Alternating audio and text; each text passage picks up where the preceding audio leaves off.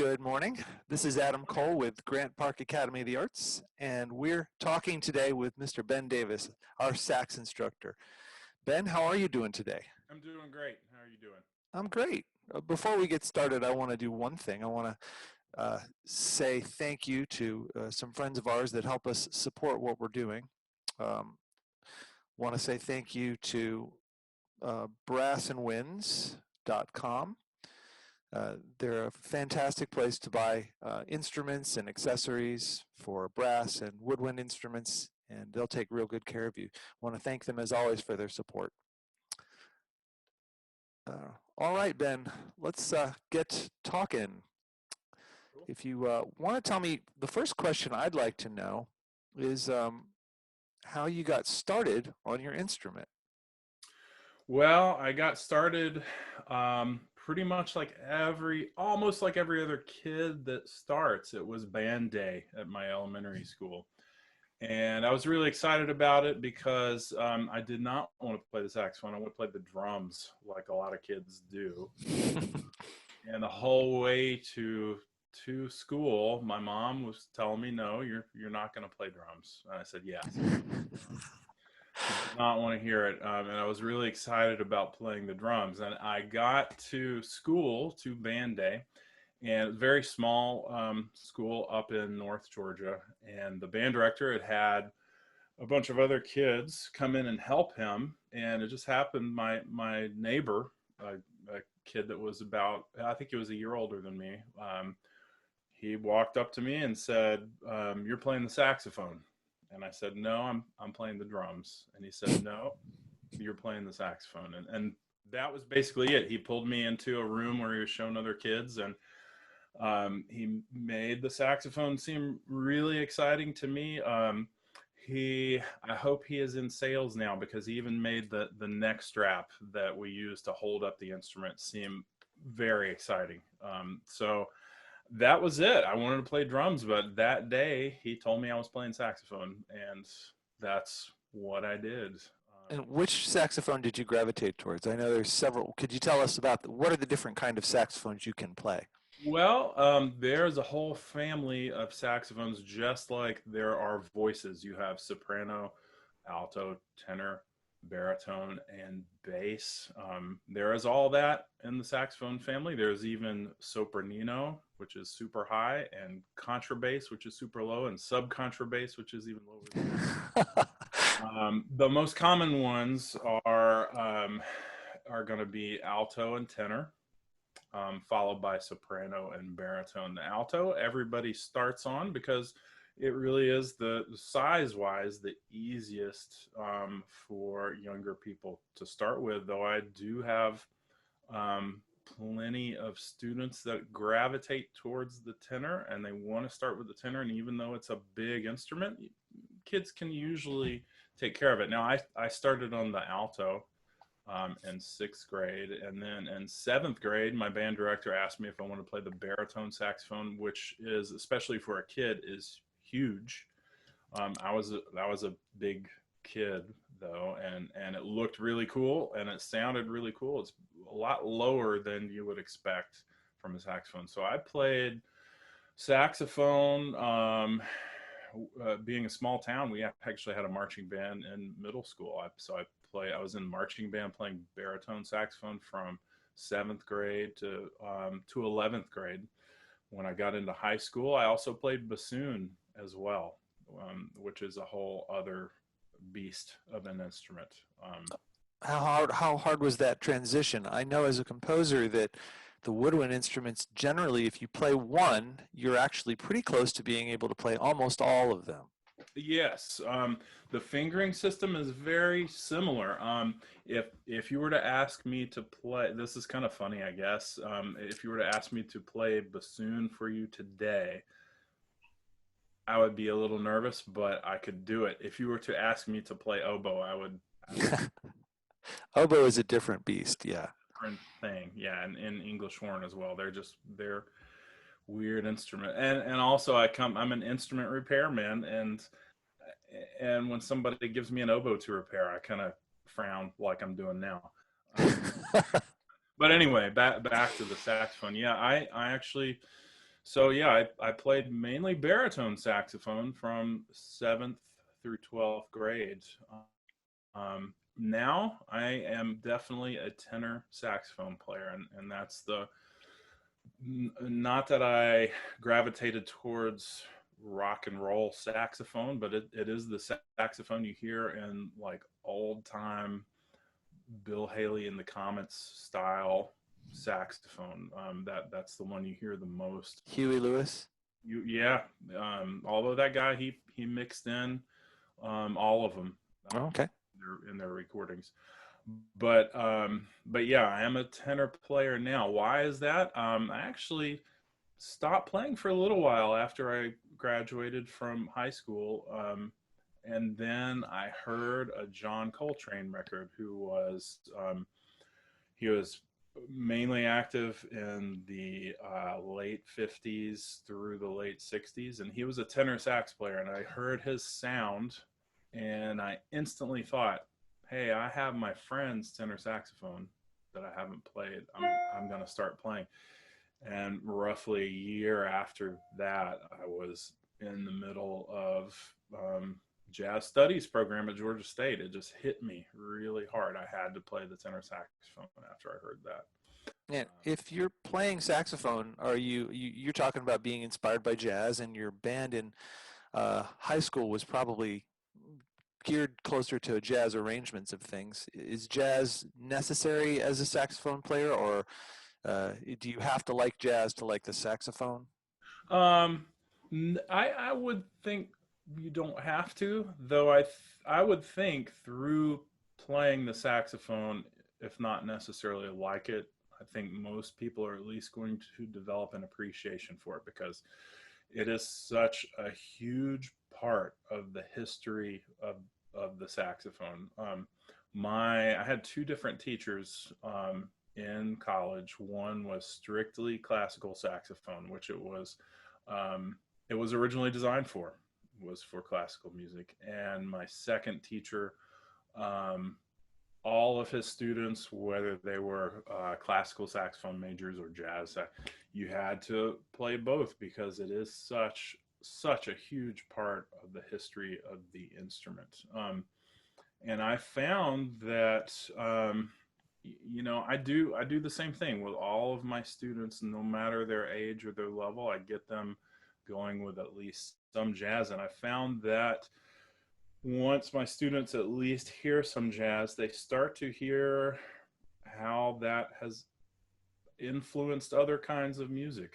Um, so they develop, not that jazz is in everything, but it's in a lot of things these days.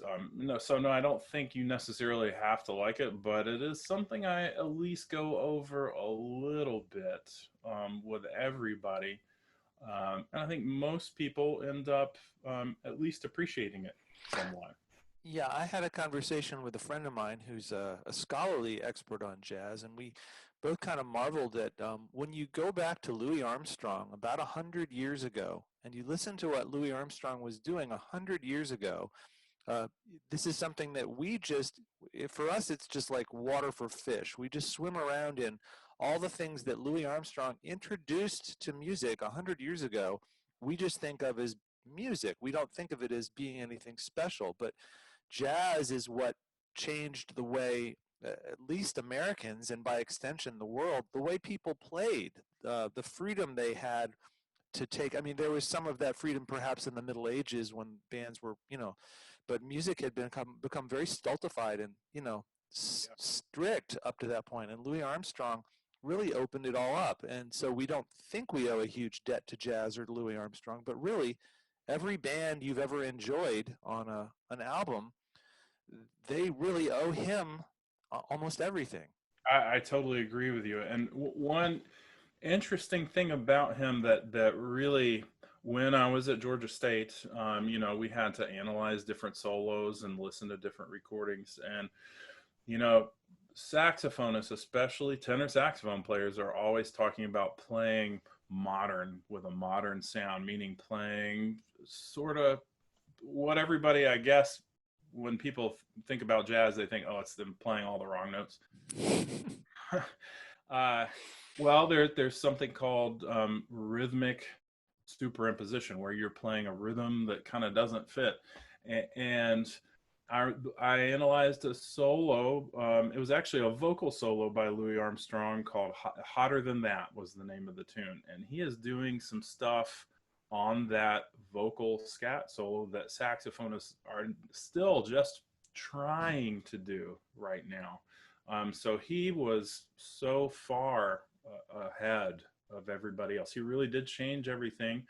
And just the way bands play together today, even rock bands, uh, that was all changed by him and obviously the people that played with him, but he was really the guy that was out front. So, yeah, I'm a saxophone player, but yeah, I definitely owe a debt of gratitude to Louis Armstrong. Well, we've wandered well into music geekiness, and we are still talking for beginners.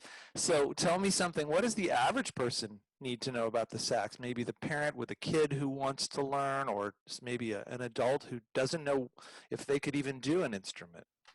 Well, just as far as this may be a little geeky, but the one thing that everybody thinks of the saxophone, because it is made of metal, they think it is a brass instrument. But people will, once you start playing the saxophone, they'll talk about woodwinds, and it is a woodwind instrument due to the fact that it uses a reed that vibrates. Brass instruments, the lips buzz together to make the sound, and I'll just show you. I have my clarinet sitting right here. It's got this piece of wood, and you blow through that little opening there. The wood vibrates and gets the air to vibrate in the instrument, and it makes a sound. Just makes the air vibrate. But as far as I know, that's the clarinet. It was just sitting right next to me. Mm-hmm. As far as the saxophone is concerned, I would say, and I think most people that are teaching woodwinds would agree, the saxophone is probably the easiest instrument to get started on. I would say it's one of the harder ones to sound good on. So that is why you do have a lot of bad sound. Even in famous songs, you'll have saxophone solos that really are not great sounding to the ear, but it is so easy to get at least to make a sound on the instrument. It can be a little harder to get started on the clarinet, though it's mostly the same as far as getting the sound out. The fingering system is a little different on the clarinet, just a little bit, and then the flute, obviously, it's a little harder just to get the sound out on. So I'd say it's just saxophone specific. It is in general. Over the past, I keep having to think about this. I think 22 years I've been teaching. I've only had one or two people that weren't playing several notes up and down the instrument in the first lesson. It happens sometimes, and one or two times that's happened, and but second or third lesson, those people are making the exact same sounds, and it can be definitely trickier with a few of the other woodwind instruments, definitely with brass instruments. It's a little sound production is the biggest stumbling block with wind instruments, getting that sound to come out. And I would say the saxophone is a little easier, probably because it was developed last out of all of the wind instruments that we play. It was I think the patent date is 1846, and everything else was developed. The clarinet was it's kind of a little ambiguous when it was actually developed, because there were a lot of the same instruments, but early 1800s. The flute was around for a long time, though the fingering system that we use on the flute now was it debuted the year after the saxophone was patented. Oh, that's something I did not know. Yeah, Adolphe Sax, the inventor, he was a Belgian guy that invented the saxophone. This genius musical instrument maker, and he pretty much had a hand in the development of every instrument that is played in the band. Almost everything, brass, woodwinds. He made instruments that just typically didn't play in tune play more in tune. Although some would argue about the saxophone. That the saxophone again, it's harder to master, I think, because it can be played out of tune more. But anyway, Adolf Sax was a genius instrument maker, and did do a lot for all of the instruments in band. So, well, who's going to love the saxophone? um, who is going to love? I saw that question beforehand, and I didn't I didn't really have an answer for it. Because it was a real surprise to me. I did not think about the saxophone beforehand when it was band day. I really wanted the drums, but once once I played the instrument and heard the sounds, I no longer wanted to play drums after that. I would say people that are interested in jazz, or it's used in a lot of jazz, a lot of popular music, but it's very versatile. People that are interested in doing a lot of different things. I've talked a lot about jazz, but it was originally developed as a classical instrument, and there is a lot of classical music written for it.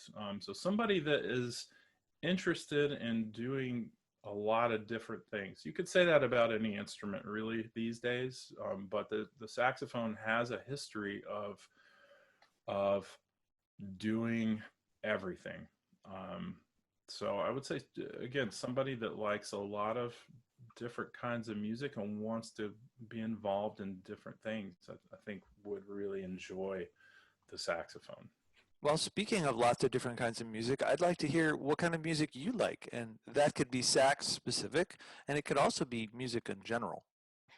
Well, obviously, I'm a big jazz fan. I listen to a lot of jazz, specifically. Still, I mentioned him earlier. Still, I listen to John Coltrane pretty much every day. Um, I know a lot of friends that can play a lot closer to the way he plays than I can, but it's a goal for me. But I also play guitar, and I am drawn towards um, instrumental guitar music. I play in an instrumental rock band, playing in odd time signatures. It's called, the subgenre is called math rock. But Yeah. I've put out several albums in that genre. I listen to a lot of that, but I like a lot of different stuff. I'm a big fan of reggae music, and I have a big record collection of another weird subgenre of reggae called dub music. Um, I tend to, I don't know why, but I tend to gravitate towards what a lot of people would call weirder stuff. I love classical music, and I tend to like a lot of early 20th century classical music that has kind of different sounds than what you think of when it comes to classical music. But as far as what I really, really love is jazz.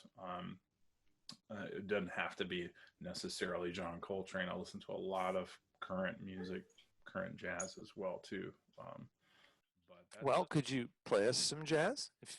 yeah. Play us what you love. I'm gonna play a little bit of a tune called Solar. It looks like it's written solar, as in the sun, but for some reason it is pronounced solar. I can't tell you why. Miles Davis wrote it, and he pronounced it that way. So I'm gonna play the melody. Usually on a short jazz melody, you're gonna play it twice. I'm just gonna play it once, and then I'm gonna improvise just for a little bit, and then come back to the melody. Okay. And if it starts blowing the microphone out, let me know. All right.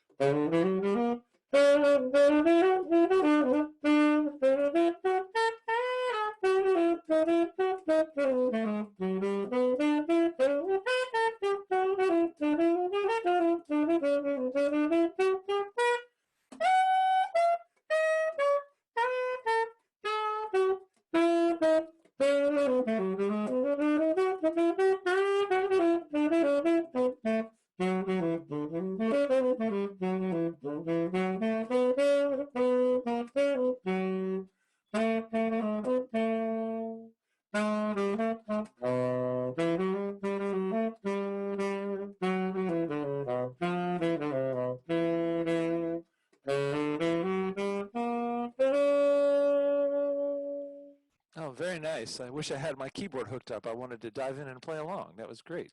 You need to. Do you have anything on the classical side, or maybe a little more, you know, basic that you could play for us? Um, I have a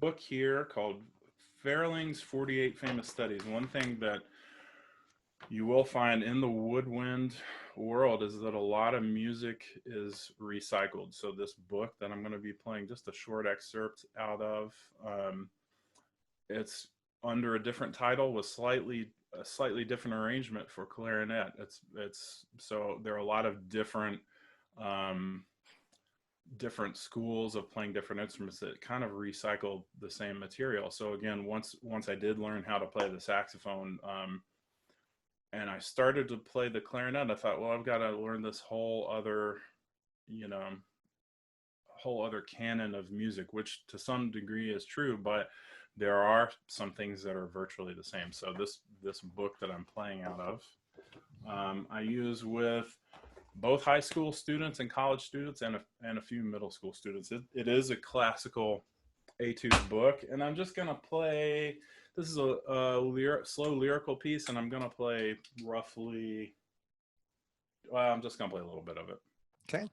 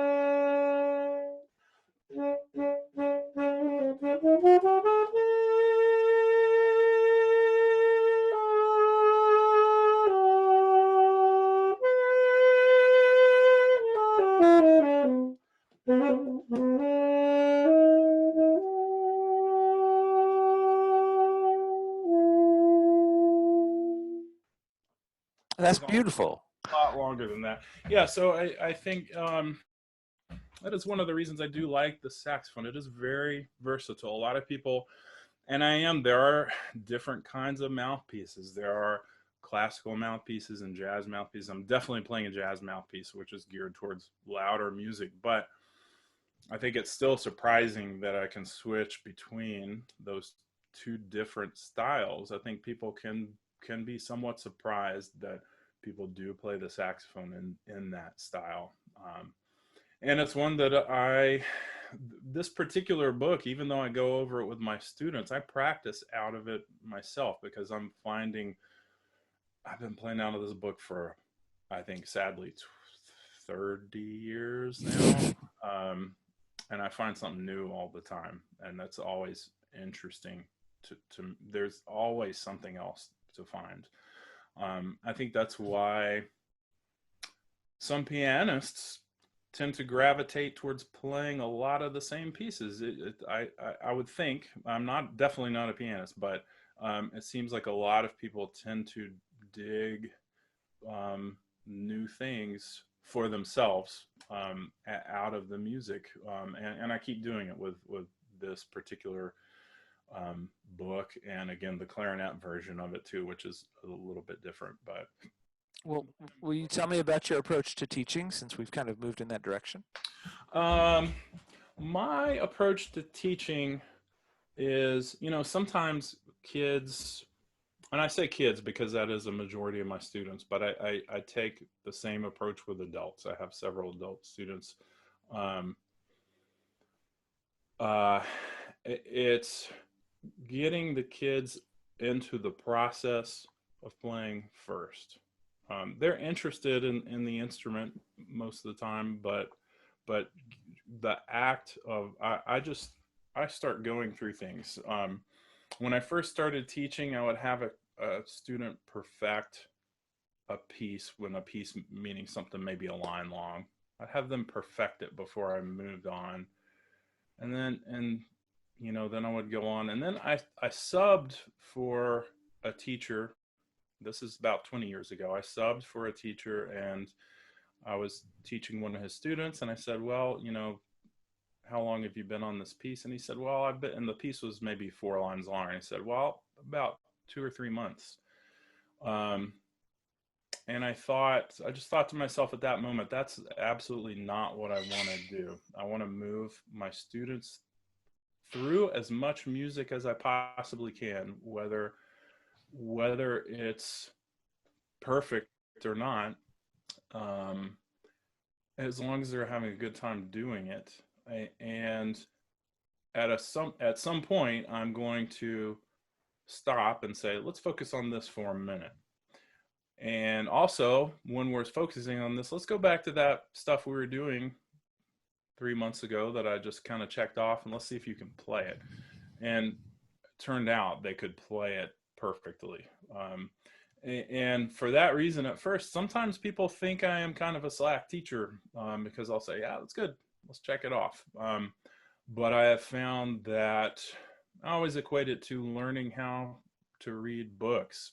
If, when I was in first grade, if they made me perfect, um, you know, Dick and Jane see Spot, if they made me perfect reading that before I moved on to the next book, I would never have learned how to read, or at least not very well. Not that I am trying to inundate the student with a ton of material, but I'm gradually trying to shape them over time and to Mhm. hone their skills over time, rather than right out of the gate trying to perfect something. Then Yeah. we get to a point where I do want, nothing's ever going to be perfect, but there will be a time where I slow down, but that's basically my approach. And a lot of times students don't have,